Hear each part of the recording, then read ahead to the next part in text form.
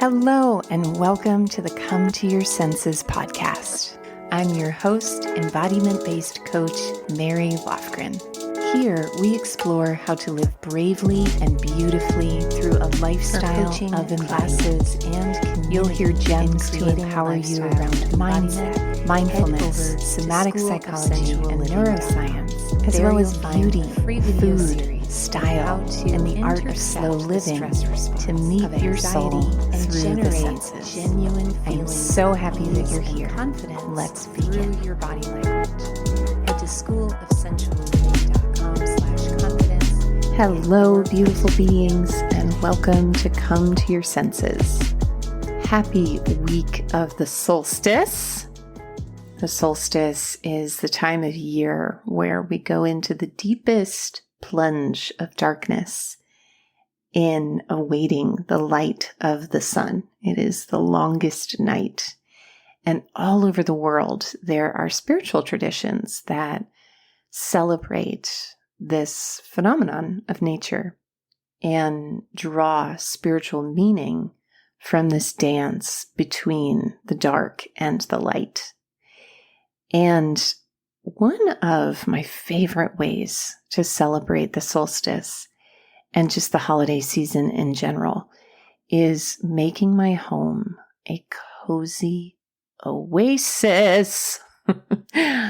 I feel that our home is one of the most intimate relationships in our lives. It is the one we see every day. It is that which tells the story of who we are. It is also where our most vulnerable and tender moments occur.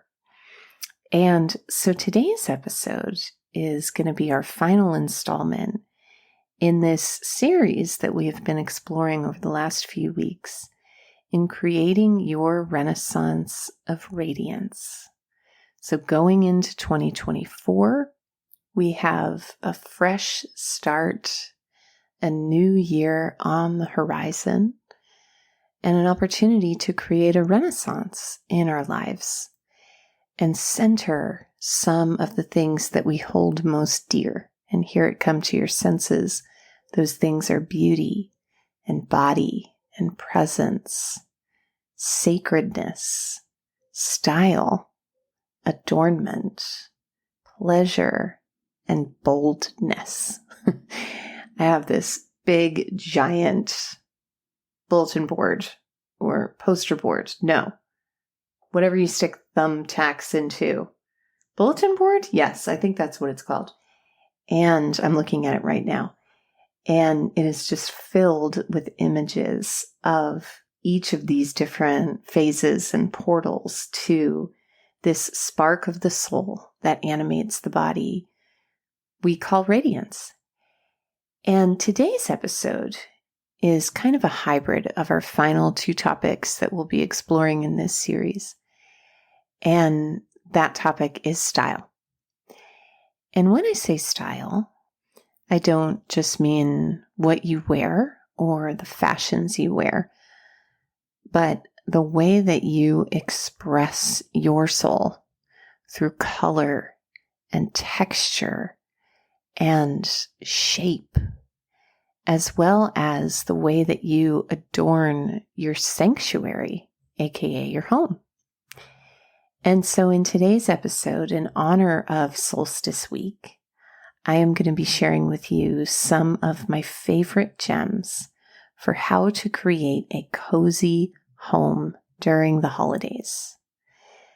Having a cozy sanctuary, I mean, I just cannot tell you how much of a freak I am for this time of year. I love it so much. And it's because it's such a spiritual time of quiet and sensuality and indulgence and friendship and treats. And it just embodies so many of the things I love. And so today I'm going to share with you some of my own personal rituals for this time of year to create a home that feels like a hug every time you walk in the door. let's dive in to our gems.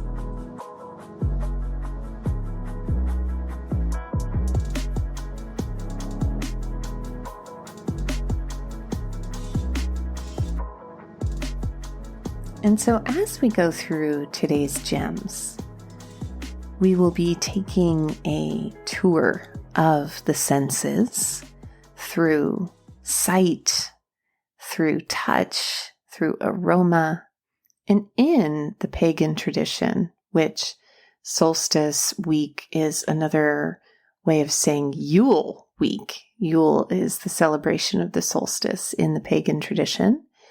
Pagan simply meaning the religion of nature. One of the things that I find so interesting is that the beginning of a new day actually doesn't begin at sunrise. It begins at sundown. Similarly, October 31st is considered Witch's New Year. It is the time where we start to descend into darkness and the restoration of winter, the simplification. And then there is another kind of new year in the spring when things start to blossom and emerge from that darkness. And I start there because before we start adding things in, I find it is always a great practice, especially this time of year, to release the hounds, release the things that no longer serve us in our home.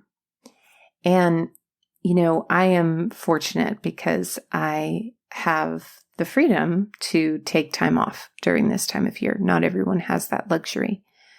But for me, this is a very sacred time of year where I devote and dedicate time to purging my home of things that are no longer useful or would be useful in the hands of someone else. Me and my label maker have a very steamy relationship. I love to label. I love to get things from the Container Store, in my dreams. But I usually go to like TJ Maxx to save a few bucks. But I love having just a gorgeously organized space. Just recently, I organized all of my witchy supplies.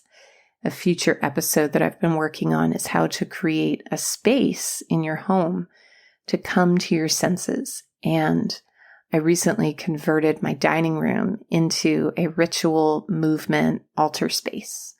It's been so extraordinary and so life-changing. And I have this credenza where all of the witchy totems that I have collected over the years and that I use for full and new moon rituals are housed. And God, it feels like a breath of fresh air to walk in there and to pull open my journal drawer or to grab some incense from the incense candle drawer.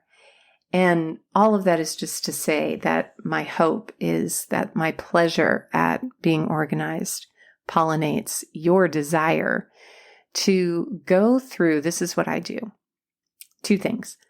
I have a day per week that's devoted to a different aspect of my chores. So for example, Tuesdays are my clean the car day. And this was inspired by this 90-day planner that is called Savor Beauty, the Savor Beauty Planner. And it is so effective. It is just unbelievably effective. I really struggle to keep my car clean and organized. And every week on a Tuesday, I go out and I tidy and I spray and sometimes I vacuum. And the relief and joy of having a clean car is just not enough can be said about it. And so I encourage that practice if that works for the rhythm of your life. One of the things that really works about it is that it's a tiny task. It's just me, myself, and I, and sometimes my ever-rotating carousel family of foster dogs.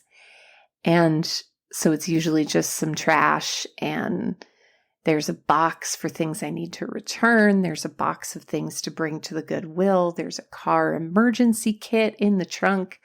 Oh, it is just so pleasurable. There's this little pouch, this sparkly pouch where I keep plastic cutlery and salt and pepper in case I need it in the car.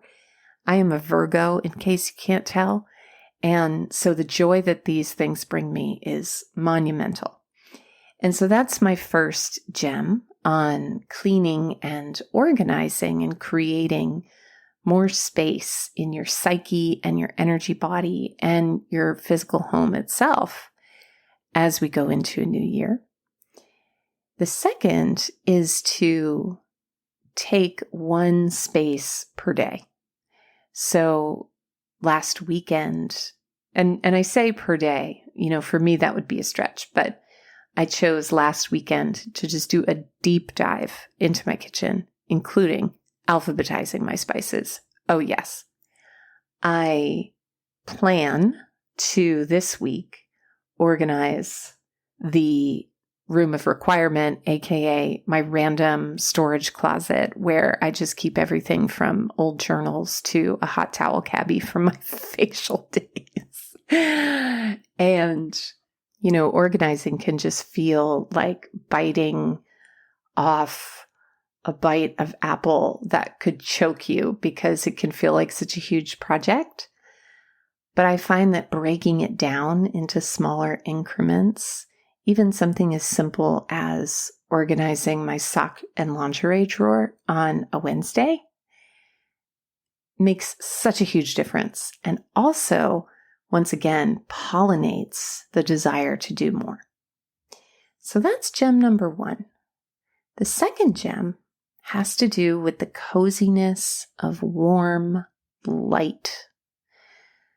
Light is such a significant symbol this time of year. Spiritually, secularly, there's a reason, an ancient reason, why we keep candles in the window. For our ancestors, winter was life-threatening. And winter is still life-threatening for many people in our country and across the world. But during the time before electricity and home heating and such were invented, winter was a real threat. So on the solstice, where the days start to become longer, having that symbol of the Yule log, fire in the fireplace, candles in the window, holiday lights on our homes, these are actually all ancient nods to this celestial phenomenon that is happening in the heavens.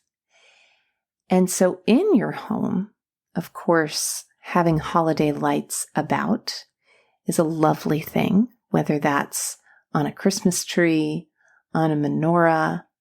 I actually have a tree in my living room this year I did like tabletop trees because I'm going to be taking care of a family member after an important surgery for a couple weeks in December.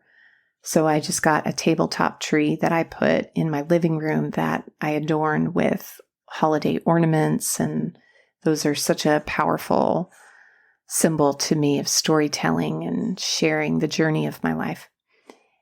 And then in my ritual space, I have another tabletop tree that is my Yule tree. I love it so much. And it has white lights and hand-sewn, hand-dried orange garland. I don't have children, everybody. So, enough said there. You can also buy dried orange garland on Etsy from crafters, just saying. But the Yule tree is a real nod to my ancestors, both biological and spiritual, of this celebration of the season. And I have these little star ornaments that I handcrafted out of cardboard and gold metallic paint. And it's just so charming and delicious. And every morning when I go out there, it makes for the most cozy, lovely morning rituals. I also have on my altar lots of tributes to these symbols of solstice and Yule season, this celebration season. So holly and evergreen and oranges and cloves, these are all sacred herbs and materials. Holly and evergreen are these rare things that can sustain in winter. I also keep images of my family who has passed on the Yule altar. There's a reindeer from when I was growing up, just really cherished special things. Also, in the context of warm light, I have 2 salt lamps in my ritual space. And at night, I go in there and I turn on a yoga video, and I cannot tell you the impact it has had. I mean, this is why I want to record an entire episode about setting up a dedicated space for coming to your senses, because I am living it, my friends. After years of trying to find a spare square of space to stuff my yoga mat and feeling like I was the most fraudulent embodiment coach out there, I really feel like this experience of having a dedicated space has opened up a whole new world of possibility and expansion. But anyway, that's for a future episode. So back to the salt lamps. The warm glow of a salt lamp, my friends, really cannot be underestimated because it evokes that orange delight of a fire. So if you have a wood stove or a fireplace, congratulations. But if you don't, a salt lamp can evoke that energy. Also, if you have a non-working fireplace, I used to have one of those. I had an old house that I rented, and there was a non-working fireplace, but I would fill that thing with pillar candles on a gorgeous sconce. And at times it was even better than the real thing because I used this beautiful antique candelabra that had hot pink fuchsia, extra long tapers in it, and it was magical. So, the next gem to creating your cozy sanctuary is using your hands to make a Yule bundle. So I went to a fabulous wreath making workshop this year, which has been a dream of mine forever. And I just never seemed to get around to it, or the dates are conflicting around the holidays. And this was just perfect. It was with a friend of a friend. And it was so special because this person had, talk about Martha Stewart. She had harvested all of this cedar and amaranth all year that she dried and spray painted the flowers. And so it was so gorgeous. And she made these frames. I used a grapevine frame that she had already assembled. It's miraculous. It's just gorgeous. And I made a beautiful wreath. I'll actually put a picture in the webpage for this episode. Anyway, I took some of the leftover cedar and I've made these gorgeous bundles. So I've just taken cedar from that abundance. And then I have some little holiday sprigs, like just things that I've collected over the years. One is actually sitting in my office, like some golden pine cones, wrap them up with a green ribbon, a bright green ribbon. And I have 2 of them on the posts at the entry to my home.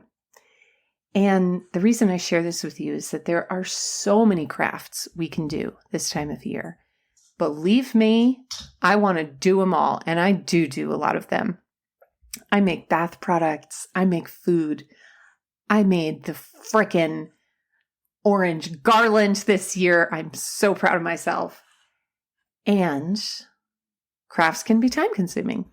And so this Yule bundle is something that you can hang on your door, something that you could make a mini version of and hang it on your rear view, anywhere you want to spread the joy of the solstice season. And then finally, the last gem has to do with aroma. And it's really common this time of year to want to have the smells of cedar and these more common holiday scents that you might find in candles and such. Cedar and pine and fir, things like that. But one of the things that I did this year is I used some of the holy oils to diffuse into my home. So frankincense in my bedroom, sweet orange in the hallway as soon as you walk in the door, rosemary and clove in the kitchen. It is just ecstasy to walk in the house and have the sight of all of my holiday and Yule decorations mixed with these intoxicating aromas that also have their own host of benefits, such as rosemary being cleansing and protective, wild orange and sweet orange bringing that brightness, frankincense having a immune boosting and purifying effect. So essential oils provide a full-bodied experience of aroma, and I cannot recommend them enough in creating your cozy sanctuary this time of year. So, my loves, that is today's episode on creating your solstice sanctuary. It has been a great pleasure to share my enthusiasm for this time of year and the way that these simple gestures of involving the body and the senses can completely change your mood and bring more romance, charm, beauty, and delight into your holiday season. Solstice and Yule blessings to you from me and Fred, my foster dog, who is currently chewing on a little Yule bundle in the corner, in case you can hear that in the background. And I will see you in our next episode. For coaching, classes, and community in creating a lifestyle of embodiment, head over to schoolofsensualliving.com. There you'll find a free video series in how to intercept the stress response of anxiety and generate genuine feelings of ease and confidence through your body language. Head to schoolofsensualliving.com/confidence to get your first video today.